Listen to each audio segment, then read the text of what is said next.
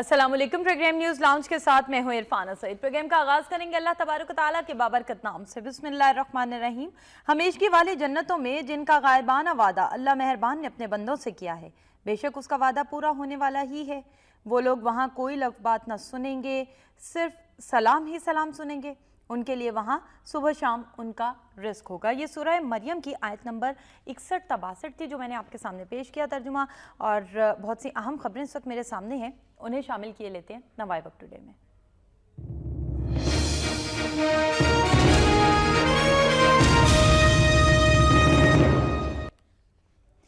नाज़रीन, आज की अहम खबर है चौधरी निसार के बयान के हवाले से। फौज तरबियत में मदद देगी, कराची 20,000 पुलिस एहलकार भर्ती करेंगे, शहरियों का डाटा इकट्ठा होगा। चौधरी निसार कराची के हालात के लिए एक दफ़ा फिर से एक्टिव होते हुए दिखाई दे रहे हैं, इस हवाले से हम बात करेंगे।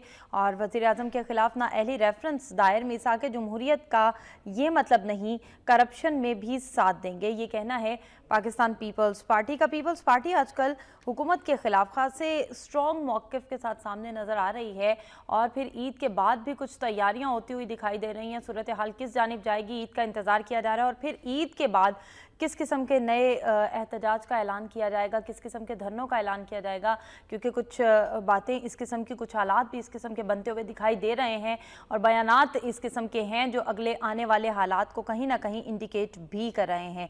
कल हज़रत अली का यौम शहादत था, अक़ीदत व एहतराम से मनाया गया, शहरों में जुलूसों का इनेकाद किया गया और बखैर व आफियत तमाम तर जुलूस इख्तिताम पजीर हुए। ये बहरहाल एक अच्छी और खुशाइन खबर थी। और इसके अलावा कश्मीर पर भारतीय डिक्टेशन नहीं लेंगे, खारजा पॉलिसी सिक्योरिटी इस्टेब्लिशमेंट की मुशावरत से बना रहे हैं, ये कहना है सरताज अजीज़ का। दीगर भी अहम खबरें हैं, उनको भी गुफ्तगू का हिस्सा बनाएंगे प्रोग्राम में और उन पर भी बात करेंगे। भारत के हवाले से भी खबर है, पाकिस्तान भारत मिलकर गुर्बत से क्यों नहीं लड़ते, अमन के लिए मुज़ाकरात करते रहेंगे, ये कहना किसका है? नरेंद्र मोदी का। इस पर हम बात करेंगे। ये बयानात हैं, बयानात बनाए बयानात हैं, खत्ते में अमन के लिए भारत क्या वाकई में संजीदा है या सिर्फ वही एक डिप्लोमेटिक सा बयान देकर अपना सिफारती चेहरा खूबसूरत बनाने की कोशिश हमेशा की तरह से कर रहा है? इस पर बात करेंगे। प्रोग्राम में मेरे साथ शरीके गुफ्तगू शख्सियत जो किसी तारुफ की मोहताज नहीं, हम सब के उस्ताद हैं और उस्तादों के भी उस्ताद हैं। आज मेरे साथ प्रोग्राम में शरीके गुफ्तगू डॉक्टर मुगीसुद्दीन शेख साहब, आपको मैं खुशामदीद कहूँगी डॉक्टर साहब। और प्रोग्राम में जो मैं गुफ्तगू का आगाज़ करना चाहूँगी वो चौधरी निसार साहब के बयान से करूँगी। कराची के जो हालात हैं उसके हवाले से आप क्या कहेंगे? हमने बहुत बड़ा नुकसान कर दिया, अमजद साबरी एक बहुत बड़ा नुकसान थे। एक आम आदमी का दिल जितना ज़्यादा भरा हुआ है, एक आम आदमी की आंख जितनी ज़्यादा अश्कबार है, उसके साथ साथ अगर हम देखें तो हमने मुल्की सतह पर एक बहुत बड़े सरमाए को खोया है। ये शुक्रिया। बात यह है कि ये वाक़या भी उस वक्त पेश आया जब चीफ जस्टिस के बेटे अवैध शाह का अगवा हुआ और अगवा के बाद पूरे शहर की नाकाबंदी हो चुकी थी। सही। यानी नाकाबंदी के होते हुए ये वाक़या करके दिखाया गया कि हम तुम्हारी सारी नाकाबंदी को चैलेंज करते हैं, तुम्हारी सारी गवर्नेंस को चैलेंज करते हैं, तुम्हारे सारे इंतजाम को चैलेंज करते हुए हम ये अहम तरीन वाक़या करके दिखा रहे हैं। कोई कर सकता है तो करके दिखाए। बिल्कुल ठीक। ये एक बहुत बड़ा चैलेंज है जिसको खुद वज़ीर दाखिला ने अपने बयान में कहा कि ये दोनों वाक़यात हमारी एडमिनिस्ट्रेशन के लिए बहुत बड़ा चैलेंज है। उन्होंने ये नहीं कहा कि हमारी नाकामी है। बिल्कुल सही। कहना तो ये चाहिए था कि हमारी नाकामी, लेकिन उन्होंने उसका अल्फाज को बदल दिया कि ये हमारे लिए बहुत बड़ा चैलेंज है। मेरा ख्याल में ये एक अपोलोजेटिक स्टेटमेंट है, ये एक माजरत खाना बयान है। ज़ाहिर है इतने बड़े वाक़े के बाद वफाकी वज़ीर दाखिला को कराची तो जाना ही जाना था। बिल्कुल सही। वहाँ जाकर कुछ कहना भी था। सही। लिहाजा उन्होंने इस सारी गुफ्तगू में एक एजेंडा आइटम ऐड कर दी कि नए पुलिस अफसर भर्ती किए जाएंगे या 20,000 पुलिस के लोगों को भर्ती करके हम एक तब्दीली लाने की कोशिश करेंगे और इन भर्ती शुदा लोगों को फ़ौज तरबियत देगी। इस तरह का बयान है। हाँ जी। तो ये एक ख़बर है। सही। जो एक ख़बर है, जैसे आपने खुद किया कि बयान दर बयान के मामला हैं, एक स्टेटमेंट दे दी गई। एक स्टेटमेंट की हद तक आपको जब प्रेस कॉन्फ्रेंस आप करते हैं तो आपको कुछ कहना होता है। बिल्कुल ठीक है। तो ये कह दिया गया, एक स्टेटमेंट आ गई, आपकी विजिबिलिटी हो गई, आप ईदी के घर चले गए, आप अमजद साबरी के घर चले गए। सही। ये वो एक्टिविटीज़ हैं जो मीडिया इवेंट्स के तौर पर सामने आई हैं और मीडिया कवरेज उसका हुआ है। सही। देखना ये है कि हमारी जो इन्वेस्टिगेटिव एजेंसीज़ हैं اور جو انویسٹیگیٹنگ ہمارے انسٹیٹیوشنز ہیں ان کی پرفارمنس آنے والے دنوں کے اندر کس طرف جاتی ہے. بالکل ٹھیک. ویسے تو یہ میں کل آئی جی جو ان کے انویسٹیگیٹنگ کے انچارج تھے ان کا میں انٹرویو ایک دیکھ رہا تھا. انہوں نے جو ڈائریکشنز بتائی ہیں اس میں بہت سارے پہلوؤں کا انہوں نے جائزہ لینے کی کوشش کی ہے. صحیح. لگتا تو یہ ہے کہ they are looking really serious. بالکل ٹھیک. اور انہیں کلیو ملنے کے امکانات نظر آتے ہیں. بعض اوقات یہ ہوتا ہے کہ لگتا یہ ہے کہ بظاہر یہ اس وجہ سے واقعہ پیش آیا, بظاہر لگتا ہے کہ یہ اس وجہ سے واقعہ پیش آیا, لیکن ہوتا یہ کہ ایسے موقع پر کوئی تیسری قوت, کوئی انویزیبل فیکٹر بھی اس کے اندر شامل ہوتا ہے جو اس ساری کارروائی کے اندر نظر نہیں آ رہا ہوتا. بالکل ٹھیک. تو میرے خیال میں آپ دیکھیں نا امجد صابری کی جو ویسینٹی جہاں وہ رہتے تھے اس کے اندر بھی انہوں نے لوگوں کو انویسٹیگیشن میں شامل کرنے کی کوشش کی ہے کہ وہاں سے تو کوئی معاملہ کچھ تھا. صحیح. یعنی ایک شک وہاں پر بھی ہے, ایک شک وہاں پر بھی ہے جو ساتھ والا بندہ تھا بیٹھا ہوا تھا. ایک شک کی لائن جو ہے سیکریٹری کی طرف بھی جاتی ہے. صحیح. ایک شک کی لائن جو ہے مطلب بے شمار پہلو ہیں اس کے. ایک گروپ ہے جو یہ کام کر رہا ہے وائشہ میں کہ اغوا میں شامل تھا. تو دیکھیں کہ یہ اصل میں ہماری جتنی بھی انویسٹیگیٹنگ ایجنسیاں ہیں ان کی دوڑیں لگی ہوئی ہیں. دوڑیں بھی ایسی لگی ہوئی ہیں کہ ہمیں ان کی حالت پر ترس بھی آتا ہے, اس لیے کہ اس وقت یہ ہماری ایجنسیاں دنیا بھر کی ایجنسیوں کا مقابلہ کر رہی ہیں کراچی شہر میں. کراچی شہر جو 2 کروڑ کی آبادی کا شہر بن چکا ہے, اس کے اندر دنیا بھر کی ایجنسیاں اس کو ڈیسٹیبلائز کرنے کے لیے پاکستان کو انگیج کیے ہوئے ہیں, جس میں گوادر کا ایشو بھی شامل ہے. اس کے جو ریفلیکسز ہیں وہ بھی نظر آ رہے ہیں. اس میں انڈین را کے لوگ جو ٹرینڈ وہاں بیٹھے ہوئے ہیں اور کافی عرصے سے پاکستان کی شریعت لیے بیٹھے ہوئے ہیں. اور میں ایک پولیٹیکل پارٹی کے وہ لوگ جو ٹرینڈ ہو کے وہاں سے آئے تھے جن کو انہوں نے کہا ہم ڈساؤن کرتے ہیں, ان کی طرف بھی اشارہ جاتا ہے. بے شمار چیزیں ہیں, ایک کمپلیکیٹڈ ایشو ہے, لہٰذا ہمیں فوری طور پر ججمنٹل ہونے کی ضرورت نہیں ہے. ایک پولیٹیکل پارٹی کی طرف اشارہ دے دیا گیا پہلے دن ہی کہ یہ ان کی طرف ہو سکتا ہے, انہوں نے کہا تھا کہ ہماری پارٹی میں شامل ہو جاؤ. میرے خیال میں ہمیں اس قسم کی ججمنٹ سے پرہیز کرنا چاہیے انلیس کہ جب تک صورتحال سامنے نہ آئے. لیکن ہمیں اپنی انویسٹیگیٹنگ ایجنسیاں جو یہ کہتی ہیں کہ ہم نے اتنے لاکھ کا انعام مقرر کیا ہے, اس کے لیے کوئی طریقہ کار طے ہونا چاہیے. کیا سٹرکچر نظام ہے کہ کوئی بندہ اگر اطلاع دینا چاہے تو کس کو اطلاع دے, اس کی سیکیورٹی کا کیا ہوگا, وہ یہ نہیں, ابھی تک یہ کچھ چیزیں ڈیفائن نہیں ہیں. ایک ہوا میں ہیں چیزیں کہ لوگ آدمی کو اطلاع دے تو اس کی اپنی جان خطرے میں, اطلاع دے تو کس کو اطلاع دے, تو یہ چیزیں ساری کی ساری انڈیفائنڈ ہیں. لیکن اس سے پہلے بھی جو ہمارے ہاں ہائی پروفائل اس قسم کے کیسز ہوتے رہے ہیں اس میں بھی تو کوئی نتیجہ سامنے نہیں آیا نا, آج تک وہ پینڈنگ ہی پڑے ہیں. دیکھ لیں. جی ہاں, کوئی نتائج سامنے آئے ہیں لیکن انہیں سامنے ریویل نہیں کیا گیا. ریویل نہ کرنے میں ہماری پولیٹیکل ول کی کمی ہے کہ ہم چیزیں سامنے لے کر آتے نہیں ہیں. لیکن کیا اس سے عام آدمی میں عدم تحفظ کا احساس پیدا نہیں ہوتا؟ بالکل ہوتا ہے, بالکل ہوتا ہے. ابھی آپ دیکھ لینا کہ دیگر فنکاروں نے وہاں جا کر ریکویسٹ کی تھانوں میں کہ ہمیں سیکورٹی دی جائے. جی. اب فنکار تو نہیں, مطلب صرف فنکاروں کی جان تو خطرے میں نہیں ہے. بالکل ٹھیک ہے. ہر ایک کی جان خطرے میں ہے. صحیح. تو جب ان کو وہ سیکورٹی نہیں ملی تو انہوں نے استعفیٰ دے دیا. فخر عالم کی مثال دے دیں کہ انہوں نے اپنے اس سینسر بورڈ کی ممبرشپ سے استعفیٰ دے دیا. تو آپ کس کو, ایک اور مسئلہ بھی ہے کہ سیدھا کس کو سیکورٹی دیں گے آپ؟ بالکل ٹھیک ہے. کیا ہمارے پاس سیکورٹی دینے کے لیے ہمیں ایک علیحدہ فورس میں بھرتی کرنی پڑے گی؟ کچھ سیکورٹی تو وی آئی پیز کی ہے. چیف منسٹر ہاؤس میں آپ جا کے دیکھیں آ کر کتنے پولیس اہلکار وہاں بیٹھے ہوئے ہیں, ایلیٹ فورس وہاں بیٹھی ہوئی ہے. ایک تو یہ کہ جتنے ایکسپینڈیچر وہاں ہو رہے ہیں, جتنا بجٹ وہاں خرچ ہو رہا ہے, اس کی کیلکولیشن بھی ہونی چاہیے. بالکل ٹھیک ہے. کتنی سیکورٹی ان کو چاہیے, ان کو تو اپنی سیکورٹی پرائیویٹ ارینج کرنی چاہیے, دے کین افورڈ اٹ. صحیح. لیکن باقی لوگ جو ہیں ان کی جان کے بارے میں کیا رائے ہے؟ تو میرے خیال میں یہ ایک ایسا اجتماعی سوال ہے کہ ہر کوئی بندہ یہ سمجھتا ہے کہ میں اس ملک کا ایسٹ ہوں, میں فنکار ہوں. صرف فنکار کیوں؟ صحیح نہیں, فنکاروں کا بھی یہی موقف تھا. ان کا کہنا یہی تھا کہ آخر ہمارے سیاستدانوں کو ہی صرف سیکیورٹی کیوں دی جاتی ہے؟ اگر ملکی اثاثہ ہیں تو پھر تو ہم سب بھی ہیں, اور ہم سب شاید کہیں نہ کہیں ان سے زیادہ بڑا ملکی اثاثہ ہیں. ہم اپنے فن کے ذریعے ملک کی خدمت کر رہے ہیں, یہ سوائے ملک کو لوٹنے کے اور کیا کر رہے ہیں؟ فنکاروں کا جو موقف تھا وہ یہ تھا. میرے خیال میں فنکاروں کو اب یہ امجد صابری کی لائن کے اندر ایک لائن اور ڈال دی گئی نا, جی, جس میں کوئی مذہب بھی آ گیا. صحیح. کہ اشارتاً. لیکن وہ ایسا بندہ تھا جو میرے خیال تمام مذاہب کے لوگوں کے ایکولی پاپولر بنتا تھا. بالکل ٹھیک, اور کبھی کنٹروورشل ہی نہیں رہا. اس کا ہیومنزم اتنا ڈومینیٹنگ کا کہ باقی چیزیں دب کے رہ گئی تھیں. صحیح. میں نہیں سمجھتا کہ فنکار کے لیے عام آدمی یا کسی بھی مکتب فکر کے اندر کوئی نفرت پائی جاتی ہو. صحیح. فنکار تو میرے خیال میں سب کے پسندیدہ طبقات میں شامل ہوتے ہیں.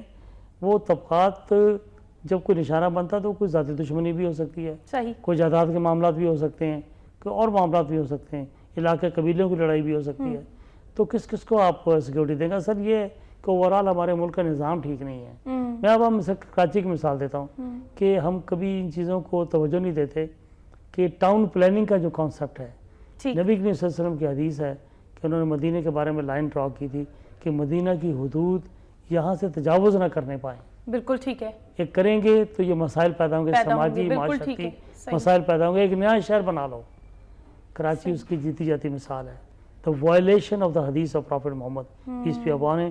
آپ اس کے نتائج دیکھ رہے ہیں کہ آپ ایک زمانہ تھا کہ ایک قاتل, ایک بدماش قتل کرنے کے بعد علاقہ غیر میں جاتا تھا, اب وہ قتل کر کے کراچی میں چھپتا ہے. کیا آپ چلے جائیں, کیونکہ کراچی اتنا وسیع کر دیا گیا ہے کہ اب آپ کو کراچی سے باہر جانے کی ضرورت نہیں ہے. پولیس اسٹیشن کے ڈاکٹر صاحب, پولیس اسٹیشن کے باہر پولیس کی وین کھڑی ہوئی ہے, پولیس والے خود اس کو آن نہیں کر رہے کہ یہ ان کی وین, اور بعد میں پتہ چلا وہ وین ہی جعلی ہے. اسلام ایریاز میں چلے جائیں آپ کراچی کے, آپ کو پتہ نہیں, کٹی نام دیکھیں آپ, کٹی پہاڑی. ایک تو مجھے اس شہر کے جو کہ جدید طرز کا شہر بنایا گیا ہے اس کی بعض جگہوں کے ناموں پر اعتراض ہے. یعنی آپ اندازہ لگائیں, ایک جگہ کا نام ہے گولی مار. بالکل ٹھیک ہے. کیوں گولی ماروں میں؟ ناموں سے ہی وائلنس ٹپک رہا ہے.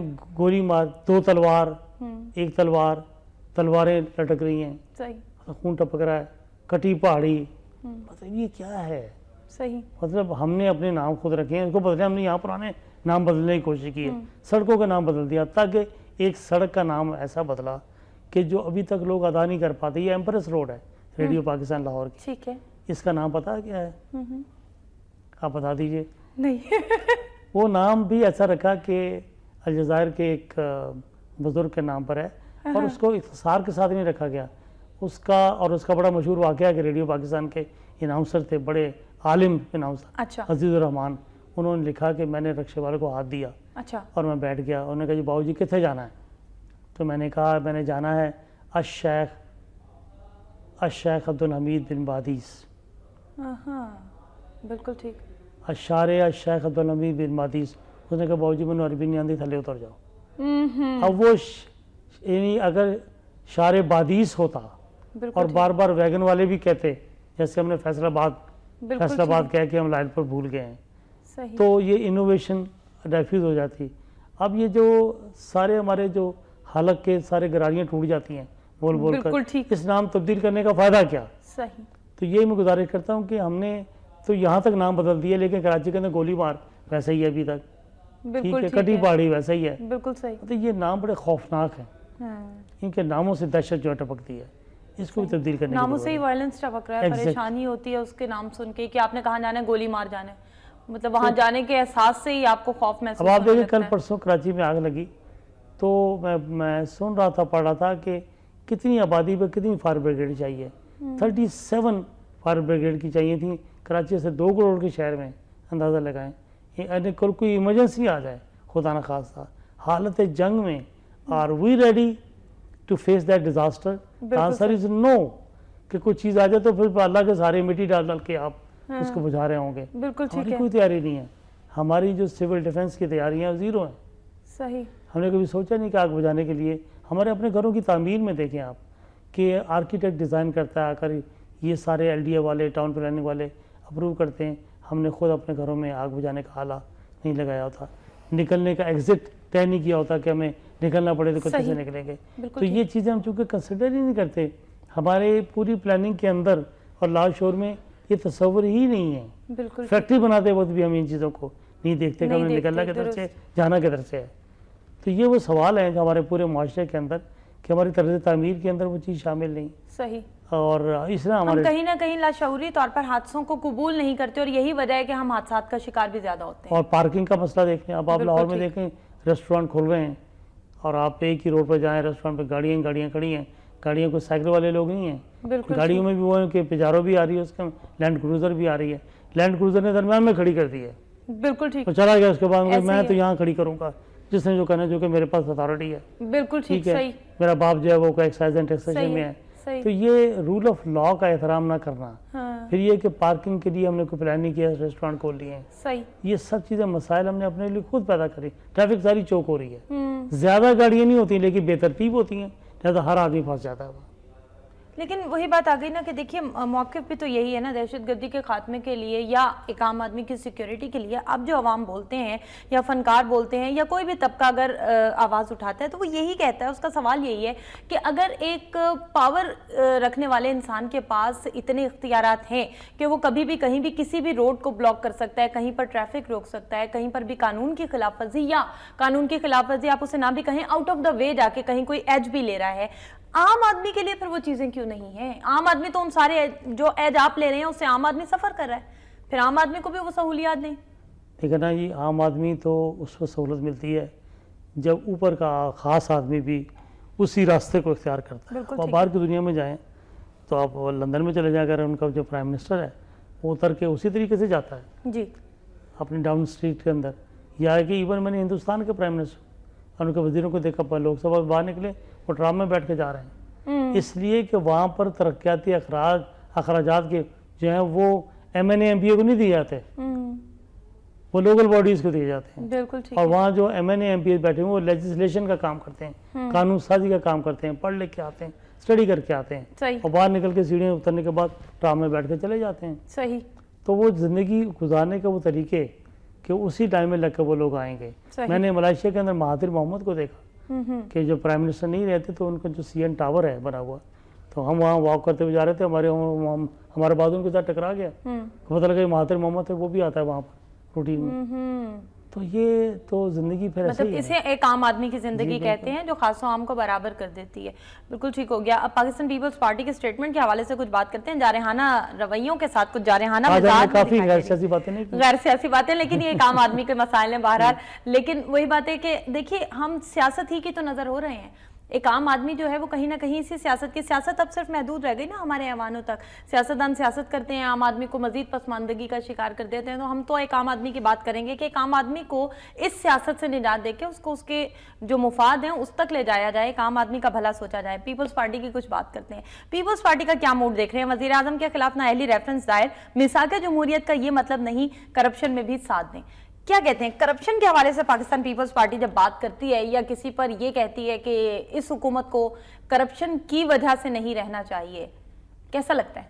میرا خیال میں پیپلز پارٹی اب سیاسی کروٹ لے رہی ہے اور انہیں سمجھ آ گئی ہے ان کی لیڈرشپ کو, جو لیڈرشپ بلاول بھٹو کی قیادت میں سامنے آ رہی ہے یا پنجاب میں اعتزاز حسن یا قائرہ کی صورت میں سامنے آ رہی ہے, وہ یہ سمجھتے ہیں کہ پنجاب کے اندر پیپلز پارٹی ایک مردہ گھوڑا ہے. ٹھیک. اور پنجاب کے اندر یا تحریک انصاف ہے یا مسلم لیگ ہے. صحیح. لہٰذا اگر آپ پنجاب میں واپس آنا چاہتے جو کسی زمانے میں پیپلز پارٹی کا مرکز تھا, بالکل ٹھیک, تو آپ کو کوئی ایشو چاہیے. صحیح. آپ کو کنفرنٹیشن کی پالیسی چاہیے, کشمکش چاہیے. کشمکش کون کر رہا ہے؟ ریئل اپوزیشن تحریک انصاف ہے. بالکل ٹھیک ہے. تو ریئل اپوزیشن جو ہے وہ فرنٹ پر ہے, وہ چیلنج کر رہی ہے بار بار بار بار بار, اور بڑی سیاسی جماعتوں کا ووٹ بینک بھی بہرحال پاکستان تحریک انصاف نے لیا ہے. مسلم لیگ اور تحریک انصاف کی کشمکش ہے. لہٰذا اس وقت تحریک انصاف کا کندھا پکڑ کر اگر ہم اس ٹوکرے میں کھڑے ہو جائیں یا اس پلانٹ میں چلے جائیں تو شاید ہمیں تھوڑی سی زندگی مل جائے اس صوبے کے اندر ایٹ لیسٹ, اور ہمیں لوگ ریسیپٹیو ہوں ہمارے لیے. بالکل ٹھیک ہے. اور ظاہر ہے ہم اتنا کراؤڈ اکٹھا نہیں کر سکتے. صحیح. لیکن جو کراؤڈ اکٹھا ہوگا تحریک انصاف کے لیے تو ہمارے نقطہ نظر بھی ان تک پہنچے گا, ہم بھی اسے خطاب کر سکتے ہیں. بالکل صحیح. لہٰذا ایک اچھی اسٹریٹجی ہے ان کی, اور ساتھ میں آہستہ آہستہ وہ اس میثاق سے وڈرا کرتے نظر آ رہے ہیں کہ دیکھیں میثاق کا مطلب یہ نہیں تھا کہ ہم تمہاری ہر غلط صحیح بات کا ساتھ دیں گے, جہاں مناسب ہوگا ہم تمہیں کنفرنٹ کریں گے. بالکل ٹھیک ہے. لیکن یہ چیز پاکستان مسلم لیگ نون کی جانب سے نہیں کی گئی تھی. جب پاکستان پیپلز پارٹی نے اپنا ٹینیور مکمل کیا ہے تو نون لیگ نے تو ٹف ٹائم نہیں دیا. اتار چڑھاؤ تو پاکستان پیپلز پارٹی کی حکومت کے لیے بھی بہت جگہوں پہ آئے, لیکن اتنا ٹف ٹائم تو نہیں دیا گیا. لیکن جہاں پر انہوں نے کمپرومائز کرنا تھا دونوں نے کمپرومائز کیا ہوا ہے. صحیح. مثلا نیب کے چیئرمین کی اپائنٹمنٹ دونوں کی مرضی سے ہوگی. ٹھیک ہے. اصل چیز تو یہ ہے کہ وہ جو چیئرمین بنے گا جو بنیادی نکات ہیں ان پہ کمپرومائزز ہیں، کمپرومائز رہیں گے آ کر، تو نہ وہ نہیں چھیڑیں گے نہ وہ نہیں چھیڑیں گے، نہ انہوں نے چھیڑا ہے ماضی کے اندر، تو اس کو تو میرے خیال میں وہ ان ٹچ رہیں گے. لیکن ون پوائنٹ ایجنڈا جس سے آپ چاہے پاناما لیکس کے حوالے سے کہہ لیں، چاہے آپ یہ اہلیت کے حوالے سے جس پر انہوں نے چیلنج کیا ہے شیک کرنے کے لیے موجودہ حکومت کو، یہ وہ اپنا استحقاق استعمال کرتے ہیں. ظاہر ہے انہوں نے پالیٹکس بھی تو کرنی ہے نا، تو پالیٹکس کرنے کے لیے بھی تو کوئی ایجنڈا چاہیے کہ نہیں چاہیے. صحیح، بالکل ٹھیک ہے. اب پالیٹکس کے حوالے سے اگر ہم بات کریں تو ہماری پالیٹکس میں ایک چیز جو پنجاب کی خصوصاً پالیٹکس کے حوالے سے ہے وہ کچھ ترقیاتی کام ہے، اور شہباز شریف صاحب کے اچانک دورے، یہ کہیں نہ کہیں ان کو بہت زیادہ، جیسے ابھی آپ نے کہا کہ پاکستان پیپلز پارٹی مردہ گھوڑا ہے، یہ کہیں نہ کہیں اس گھوڑے کو زندہ رکھتی ہے. کیا آپ اس بات سے اتفاق کرتے ہیں؟ یعنی اسپتالوں کے اچانک دورے، رمضان بازاروں کے اچانک دورے، کسی علاقے میں جا کے کسی بستی کا دورہ، کسی فلائی اوور کا افتتاح، آپ اس چیز سے اتفاق کرتے ہیں کہ کہیں نہ کہیں پنجاب میں یہ ایکٹیویٹی پاکستان مسلم لیگ نون کی جانب سے یا وزیر اعلیٰ پنجاب کی جانب سے پاکستان مسلم لیگ نون کو مستحکم کرتی ہے؟ اصل میں کہا یہ طریقہ واردات رہ گیا ہے. ٹھیک ہے کہ ویزیبلٹی، دیکھیں میں نے بتایا نا کہ ویزیبلٹی اور نیوزی ایونٹ کریٹ کرنا. جب وزیر اعلیٰ اچانک کہیں پہنچتا ہے آ کر، اچانک کیا انہیں پتا ہوتا ہے کہاں پہنچنا، ان کے بندوں کو پتا ہوتا ہے، وہاں ان کے 4 بندے بھی اکٹھے ہوتے ہیں، ٹھیک ہے، وہ چاہے ویگن سے بیٹھ کر چلے جائیں، یہ سب چیزیں ویل انفارمڈ ہوتی ہیں. صحیح. لیکن ایک خبر بنتی ہے، صحیح، اچانک پہنچ گئے ٹھیک، ربڑ کے جوتے پہن کے سلام میں چلے گئے، خبر بن گئی. تو خبری چیزیں جو ہیں ایکٹیویٹی، اس میں تو یہ ماہر ہیں. لیکن اب لوگ بھی اس کے عادی ہو گئے ہیں. لوگوں کو بھی پتہ چل گیا کہ جب سیلاب آتے ہیں تو گندم کی 2 بوریاں ہاتھ میں لے کر کشتی میں بیٹھ کر تصویر بنوا کے واپس آنا، ہیلی کاپٹر پہ چلے جانا، یہ ایکٹیویٹی. بات یہ ہے کہ سیلاب کی منصوبہ بندی کیوں نہیں ہوتی؟ سیلاب کی منصوبہ بندی نہیں کی جاتی. پہلی بارش ہوئی ہے، معذرت کے ساتھ میں قطع کلامی کی معذرت، پہلی بارش ہوئی ہے مونسون کی، کوئٹہ میں 3 افراد جہاں بحق ہوئے ہیں، بری طرح سے تباہی ہوئی ہے. یہ کیا ہے؟ میں نے گزارش کی نا کہ ہمارے یہاں تو کوئی پلاننگ نہیں ہے. ہمارے یہاں سے باہر سے جو ایڈ آتی ہے اس کی بھی کوئی پلاننگ نہیں ہے، اور ان کی منصوبہ بندی، حتیٰ کہ محکمہ موسمیات کے پاس وہ ریڈار بھی نہیں ہے جو انہیں باقاعدہ، یعنی وہ پٹے پٹائے ریڈار ہیں، اس پر خرچ کرنے کے لیے پیسہ نہیں ہے. باقی تمام چیزوں پر خرچ کرنے کے لیے پیسہ موجود ہے. تو میرے خیال میں ہم لوگوں نے ڈیزاسٹر مینجمنٹ کا کوئی اہتمام نہیں کیا. ڈیزاسٹر مینجمنٹ کوئی ہماری ڈکشنری کا لفظ ہی نہیں ہے. بالکل ٹھیک کہ ہم نے اس کے شعبے بھی بنے ہوئے ہیں لیکن وہ ان ایکٹیو ہیں اور ان کو ایکٹیویٹ کرنے کی ضرورت ہے. اس کے اندر چونکہ چاشنی نہیں ہے، اس کے اندر کوئی اسپائسی سٹف نہیں ہے، لہٰذا ان چیزوں کو کوئی سنتا بھی نہیں. ڈاکٹر صاحب، اگر جیسے آپ نے کہا کہ بجٹ نہیں ہے، پیسے نہیں ہیں، اگر ہم کاسٹ بینیفیشل انالیسس کے حوالے سے بات کریں تو اورنج ٹرین کی مخالفت میں بات نہیں کی جا سکتی ہے. ایک اچھا منصوبہ ہے، عوام کو سفری سہولیات میسر آئیں گی میٹرو کے حوالے سے اگر بات کریں تو، لیکن یہ سہولیات محدود پیمانے پر ہیں. اگر جیسے ابھی آپ نے کہا کہ ہم کچھ اچھے کام کر لیتے ہیں اداروں کے لیے یا کچھ اس طرح کے اخراجات، اربوں روپے لگ رہا ہے اورنج ٹرین میں. اگر یہی اربوں روپے مجموعی طور پر ہم دیکھیں کہ ہم ریلوے کی حالت کو بہتر بنانے کے لیے، یا لاہور شہر سے 20 کلومیٹر باہر نکل کے آپ سڑکوں کے حالات دیکھیں، یا لاہور شہر سے 25 کلومیٹر دور جا کے آپ ٹرین کے یا ریلوے کے حالات دیکھیں جہاں پہ پھاٹک ہی نہیں ہے، آئے دن حادثات ہو رہے ہیں، اور یہ سارے اربوں روپے ہم وہاں پر لگا لیں، تو کیا آپ کو نہیں لگتا ہے کہ صرف اسی سے ہی ہمارے کاسٹ بینیفیشل انالیسس کے لحاظ سے چیزیں بہتر بنائی جا سکتی ہیں؟ دیکھیں یہ لوگ بڑے سیانے ہیں، یہ سمجھتے ہیں کہ لوگ جو ہیں وہ چیزوں کو دیکھنا چاہتے ہیں. یہ میٹرو ہے، ٹھیک، یہ اورنج ٹرین ہے، کانکریٹ ریالٹیز، یہ پل بنا ہوا ہے، بالکل ٹھیک، یہ سامنے نظر آ رہا ہے. میں اسپتال میں جنا اسپتال میں پچھلے دنوں میرے جانے کا اتفاق ہوا. یقین جانے میں نے زمین پر پڑے ہوئے مریضوں کو دیکھا ہال وے میں، ان کے لواحقین، بری حالت، ٹانگیں کٹی ہوئی، پسینے آ رہے، بری حالت. یعنی لاہور شہر میں پچھلے 25-30 برس میں صرف ایک ہسپتال ہے جو بنایا گیا، وہ جنا اسپتال ہے. بالکل ٹھیک. یعنی اس جیسے تقریباً 10 ہسپتالوں کے بنانے کی ضرورت ہے لاہور شہر میں، لاہور جیسی آبادی کے، لیکن ایک ہسپتال نہیں بنایا گیا. لوگوں کے یہ مسائل ہیں. یعنی میرے ایک دوست نے بتایا کہ پی کے انہوں نے کہا جی کہ بنو کے اسپتال میں میرے عزیز کی صحت پر 2 لاکھ سے زائد روپیز کی دوائیاں خرچ ہوئیں اور 1 پیسہ اس کی جیب سے نہیں گیا. یہ ساری دوائیاں اس کو ہسپتال سے دی گئیں. یہ ہیں وہ سہولتیں، لیکن یہ نظر نہیں آتی ہیں. یہ دکھا نہیں سکتے ٹی وی پہ کہ 2 لاکھ کی دوائیاں مریض کو وہاں اسپتال میں مل گئی ہیں. صحیح. یہ پروپیگنڈا نہیں ہو سکتا. کیا کیا جی آپ نے کہ یہ دوائیاں دی ہیں؟ ہمیں کیا پتا، جس کو ملی ہیں اس کو پتا ہے. بالکل ٹھیک. لیکن یہ وہ ہمارے حالات ہیں کہ ہماری یہاں صحت، تعلیم، اسکولوں کی حالت آپ کے سامنے ہے، اس کی طرف کو توجہ نہیں ہے. مالیاتی اختیارات دے دیے گئے ہیں لوگوں کو، اور اپنے علاقے میں پل بناؤ، گلیاں بناؤ، ٹھیک ہے، پیسے کھاؤ، کک بیک لو. یہ ایک طریقہ تاکہ تمہارا پیٹ بھر جائے گا. تم نے 1 کروڑ لگایا، 10 کروڑ کما لو، 9 کروڑ تمہاری جیب میں جائے گا. یہ ایک پالیٹکس ہے جو ہم نے یہاں پر پروموٹ کی ہے، اور اس کے نتائج آپ کے سامنے ہیں. لیکن یہ جو حالت بدلنے والی بات ہے جس کو ویلفیئر اسٹیٹ کہتے ہیں، اس کی طرف ہماری کوئی توجہ نہیں ہے. صحیح. لیکن وزیر اعلیٰ یہ کہتے ہیں کہ میں تو اسی وقت دم لوں گا جب اسپتالوں کی حالت ٹھیک ہو جائے. جی وہ تو اس سے جواب لوں گا میں. وہ دن کبھی نہیں آئے گا. اچھا. دم لیتے رہیں، ٹھیک ہے، یعنی ایکٹیویٹی جاری رکھیں. آنیاں جانیاں جنہیں کہتے ہیں ان کی بہت زیادہ ہیں. جائیں جا کر 2 بندوں کو معطل کر دیں، 2 نرسیں پکڑ لیں، 2 بندوں کو ڈاکٹر کو نکال دیں، آ کر 4 مریضوں سے انٹرویو کر لیں، ٹھیک ہے، انہیں طبی سہولتیں مہیا کر دیں. Is that all? یہ ایکٹیویٹی ہے. اخبار میں خبر آ گئی کہ وزیر اعلیٰ کی آنکھوں میں آنسو آ گئے ایک مریض کی حالت سننے کے بعد، ڈاکٹر کو معطل کر دیا گیا، فلاں کر دیا گیا، ایکٹیویٹی ہو گئی. سر یہ نہیں کام. آپ منصوبہ بندی کریں. بالکل. آپ پلان کر کے دیں کہ یہ حالت کیوں آئی. صحیح. اس کو ایڈریس کریں، سیریسلی ایڈریس کریں. آپ کے پاس پلاننگ ہونی چاہیے. آپ کے پاس پورا کا پورا پلان آپ کی جیب میں ہو کہ آپ کی ٹیم کیا کر رہی ہے، وہ اس مسئلے کا حل پیش کرے. آپ کو تیسری ٹرینر آپ کو ملا ہوا ہے. ڈاکٹر صاحب ایک مسئلہ، یہ وہی بات کہ تھوڑا سا ارریلیونٹ ضرور ہوگا، لیکن چونکہ ہم حکومتی کارکردگی کی بات کر رہے ہیں، مجموعی طور پر اگر حالات کو دیکھا جائے، ایک مسئلہ بہت عام ہے. ہر سال مونسون کی بارشیں بھی ہوتی ہیں، ہر سال پانی بھی آتا ہے، ہر سال سیلاب بھی آتا ہے. ہم لوگ اتنا پانی ضائع بھی کرتے ہیں اور اتنے پانی سے تباہی بھی مول لیتے ہیں.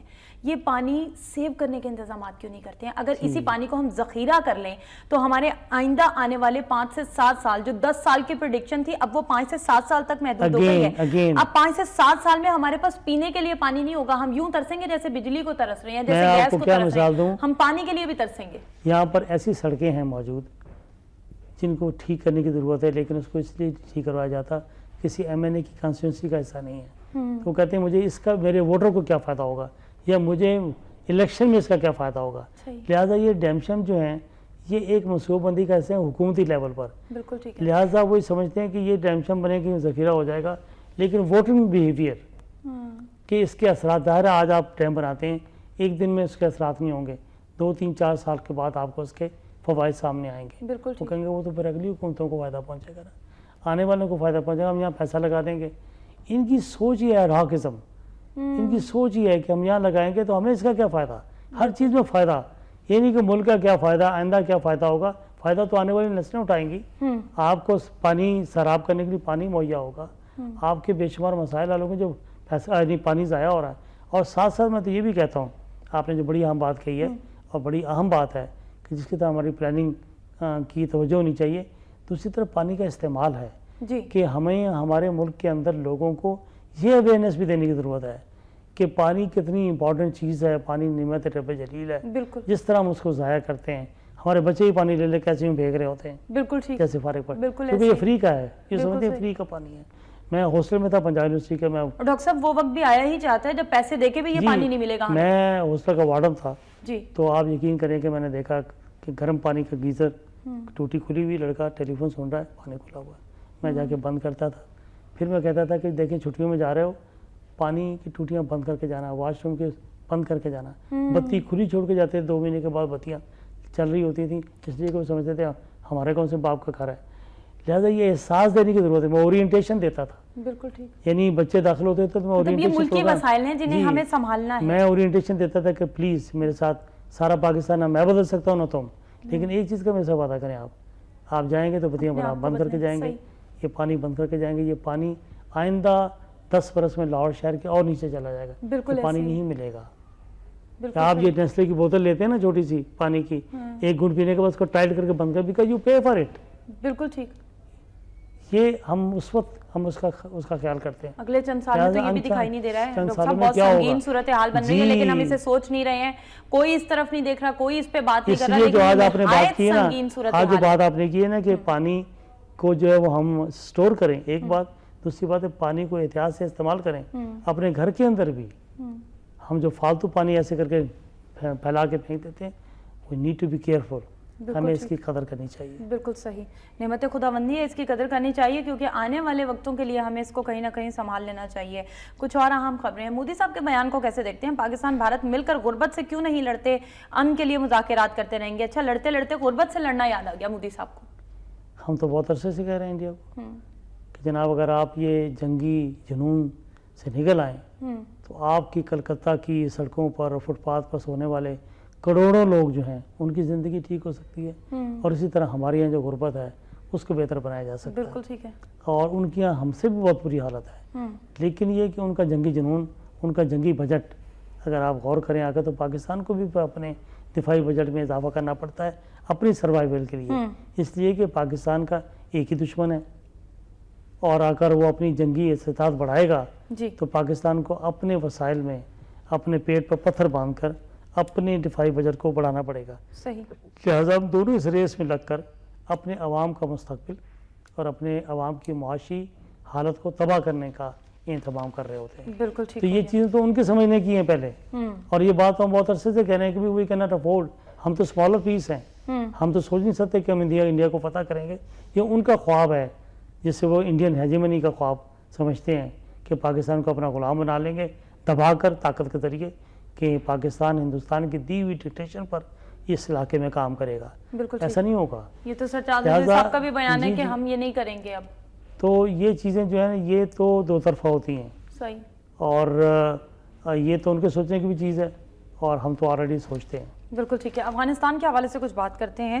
افغان حکومت اور حزب اسلامی کے درمیان امن معاہدہ ختم ہو گیا. گلبدین حکمتیار, افغانستان کے حوالے سے آپ کیا کہیں گے؟ آج کل افغانستان کے تیور کچھ بگڑے سے دکھائی دیتے ہیں.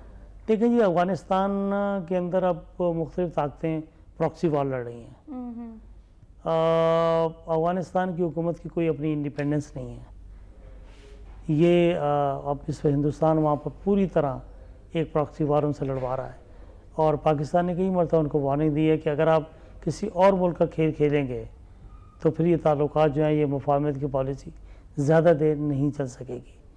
You need to understand, India نے اب کی بڑی ہیوی انویسٹمنٹ پچھلے 10 برس میں. ایک وہ زمانہ تھا کہ ہندوستان کا وہاں کوئی رول نہیں تھا, ہندوستان کا کوئی تصور نہیں تھا, ہندوستان کا کوئی انٹرسٹ نہیں تھا. یہی انجینئر گلبدین حکمتیار نے ایک مرتبہ یہ اسٹیٹمنٹ دی تھی کہ راجیو گاندھی کے زمانے میں کہ افغانستان از ناٹ سری لنکا. بالکل ٹھیک. وارننگ دی تھی انڈیا کو, بی کیئرفل. لہٰذا اور اب یہ عالم ہے کہ اشرف غنی نے دوسرے لوگوں نے افغانستان کو اس حالت میں پہنچا دیا ہے کہ وہاں پر انڈیا کے 15 سے لے کر 16 کونسلیٹ قائم ہیں. اور انڈیا نے یہ کام کیا, وہی کام جو مسلم لیگ یہاں کرتی ہے. کچھ نظر آئے, انہوں نے وہاں کی پارلیمنٹ کی بلڈنگ بنا کے دی ہے. یہ کس نے بنائی؟ انڈیا نے بنائی. بلڈنگ بنی کس نے بنائی؟ انڈیا نے بنائی. ٹھیک ہے. انہوں نے ہرات میں ڈیم بنا کے دیا کہ جی یہ کس نے بنا کے دیا؟ انڈیا نے بنا کے دیا. انہوں نے ایک اور ٹھوس کام بھی کیا, میں نے شاید پچھلے پروگرام میں بھی کہا تھا کہ انہوں نے وہاں کے ایجوکیشن کے لیے, سسٹم کے لیے نصاب تعلیم اور کتابیں سب ڈیزائن کر کے, تاکہ ان کو لوگوں کے ذہنوں کو بنایا جائے, ذہن سازی کا کام کیا جائے. اور ہمارے اس وقت ہمارے وزیر تعلیم کو کہا گیا تھا صوبے کے, یہاں ایک میں نام نہیں لیتا, کہ آپ وہاں کیا کریں گے؟ کہنے کہ انہیں نصاب تعلیم بنانے تو ہم انہیں بستے فراہم کریں گے. بس ہم یہی کریں گے, وہی بات. یہ ہمارا ویژن ہے. بستوں کا بوجھ ہی ڈھونا جانتے ہیں, اور یہی وجہ ہے کہ ہم خود بھی بوجھ بنتے جا رہے ہیں. یہ ڈیفرنس ہے ہمارا ان کی سوچ کا. بالکل ٹھیک. اچھا, اب اگر کچھ بھارت ہی کے حوالے سے, میزائل ٹیکنالوجی کے حوالے سے بات کریں. بھارت میزائل ٹیکنالوجی کے برآمد کنٹرول کے معاہدے کا رکن بن گیا. چین کو اب تک رکنیت نہیں ملی.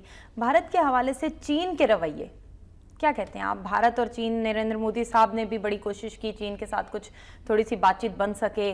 اسی طرح سے ایس جے شنکر بھی وہاں پر گئے, جا کر چین کے ساتھ کافی زیادہ انہوں نے اچھے تعلقات استوار کرنے کی کوشش کی. اچھے تعلقات تو خیر کیا ہی کہیں, لیکن مفاداتی تعلقات بہرحال استوار کرنے کی کوشش کی. چین کا رویہ کیا دیکھتے ہیں؟ دیکھیں, چین کا اپنا انٹرسٹ ہے.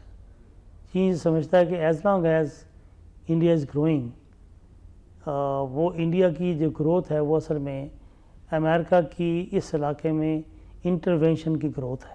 ٹھیک. وہ اس علاقے میں ہندوستان کو امریکہ کا حقیقی نمائندہ اور سیٹلائٹ سمجھتا ہے.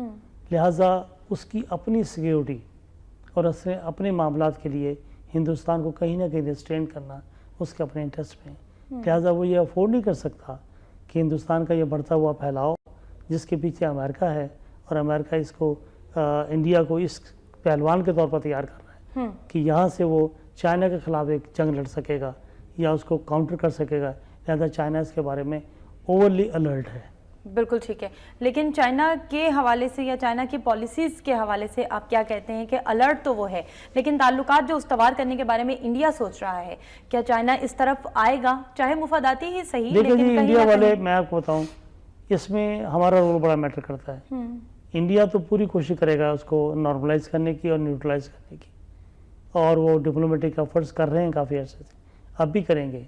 ट्रेड इंटरेस्ट भी उनका है, मुल्क भी बड़ा है, हम सारे मुल्क हैं, हो सकता है कुछ अपने बॉर्डर जो उनके कॉन्फ्लिक्ट हैं उससे भी विड्रॉ करें। लेकिन अगर पाकिस्तान इसमें साइलेंट रहा और प्रोएक्टिव ने, पाकिस्तान को अलर्ट होने की ज़रूरत है। पाकिस्तान को अपने रिलेशनशिप को और मुस्तहकम करना पड़ेगा, बिल्कुल ठीक। और पाकिस्तान को अपने दीगर हमसाया ममालिक ईरान और दीगर ममालिक के साथ अपने ताल्लुकात को रिविजिट करने की ज़रूरत है, बिल्कुल सही। एक्टिव होने की ज़रूरत है।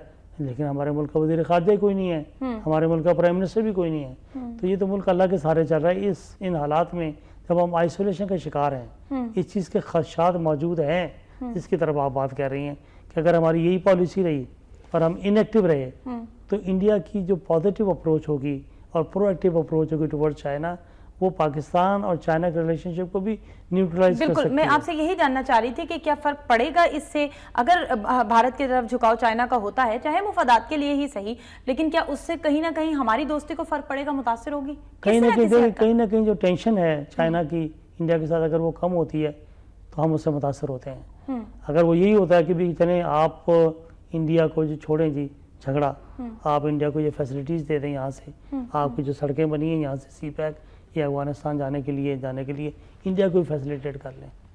अगर चाइना ही कहना शुरू कर दे, क्योंकि चाइना का भी इंटरेस्ट हो सकता है सही कि उसका माल यहाँ से यूँ इस सारे मामलों में गुजरता हुआ जाए, तो ये प्रेशर आप पर पड़ सकता है अगर आपकी कोई कमज़ोरी जो है नज़र आई। लिहाजा हमें we need to be proactive और अलर्ट होने की ज़रूरत है। हमारी कमज़ोरी उनको फ़ायदा दे सकती है और हमारी एक्टिवनेस उनको आगे बढ़ने से रोक सकती है। ठीक है, आजकल जो हमारी पॉलिसीज़ चल रही हैं खारजा पॉलिसी के हवाले से, हमारे पास वज़ीर तो बिलाशुबा नहीं है, लेकिन सरताज अजीज़ की जो पॉलिसीज़ हैं उनके हवाले से आप क्या कहते हैं? आजकल काफ़ी मौज़ूआत पर उन्होंने काफ़ी स्ट्रॉन्ग मौक़िफ़ अपनाए हैं, क्या आपको लगता है कि ऐसा है? इत्तेफाक करेंगे आप? अल्लाह करे वो इस पर कायम रहें, अच्छा, सस्टेनेबल हो, और it must be synchronised with establishment. क्योंकि यहाँ पर आकर मैं एस्टेब्लिशमेंट की तरफ देखना पड़ता है, क्योंकि एस्टेब्लिशमेंट की इस मामले में स्ट्रॉन्ग पॉलिसी होती है और वही इनकी टांगें पकड़ कर रखते हैं फॉरेन ऑफिस की, बिल्कुल ठीक, वरना फॉरेन ऑफिस की टांगें काँप रही होती हैं। तो उम्मीद की जाती है कि ये दोनों मिल के चलेंगे तो सूरत हाल बिगड़ने से बच जाएगी। बिल्कुल ठीक। प्रोग्राम में तशरीफ लाने का बहुत शुक्रिया डॉक्टर साहब। नाज़रीन, प्रोग्राम का वक्त अपने इख्तिताम को पहुंचा। इरफाना सईद को दीजिए इजाज़त। अल्लाह ने के बान।